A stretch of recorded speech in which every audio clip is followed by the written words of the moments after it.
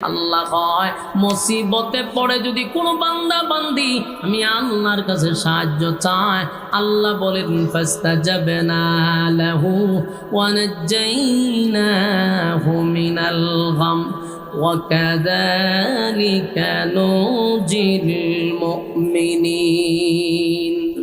আল্লাহ বলেন ইউনূস আলাইহিস সালাতু ওয়াস সালাম যখন আমার শরণাপন্ন হয়েছে, আমার নামে যখন তাসবিহ বলা শুরু করছে, আমি তার জিকির শুনছি, শুধু তাই নয়, আমি তার জিকির শুনছি, শুধু তাই নয়, তার আমি সাহায্য করলাম।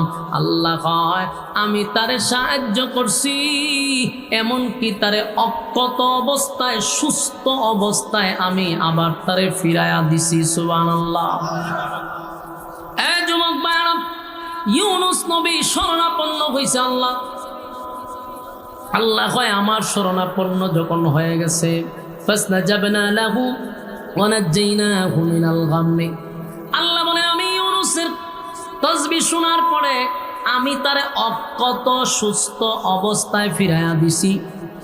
যেই মাত্র ইউনূস আমার শরণাপন্ন হয়েছে, আমি মাছের পেটের ভিতরে একটা ব্যথা সৃষ্টি করে দিলাম।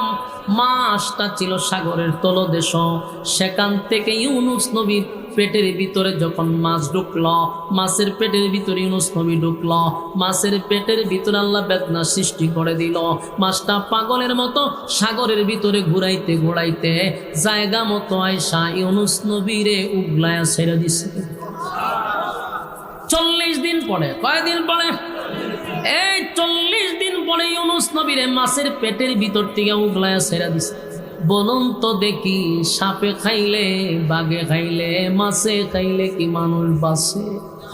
কিন্তু আল্লাহ যদি চায়, আল্লাহ চাইছিল 40 দিন ইউনূস নবীরে মাছের পেটের ভিতরে রাখছে, অক্ষত অবস্থায় ফিরাইয়া দিছে।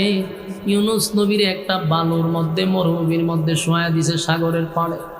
আল্লাহ সেখানে ইউনূস নবী দুর্বল, কারণ 40টা দিন মাছের পেটের ভিতরে ছিল, আলো নাই, বাতাস নাই, এমন অবস্থায় আল্লাহ সেখানে খেজুর গাছের ব্যবস্থা করে দিল, লতা পাতার ব্যবস্থা করে দিল। ইউনূস নবী উঠতে পারে না, বসতে পারে না, কুদরতি ভাবে খেজুর গাছের খেজুর পাকলো।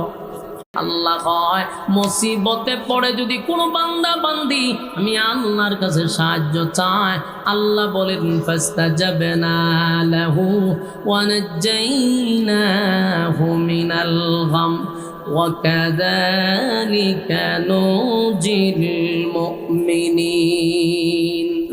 আল্লাহ বলেন ইউনূস আলাইহিস সালাতু ওয়াস সালাম যখন আমার শরণাপন্ন হয়েছে, আমার নামে যখন তাসবিহ বলা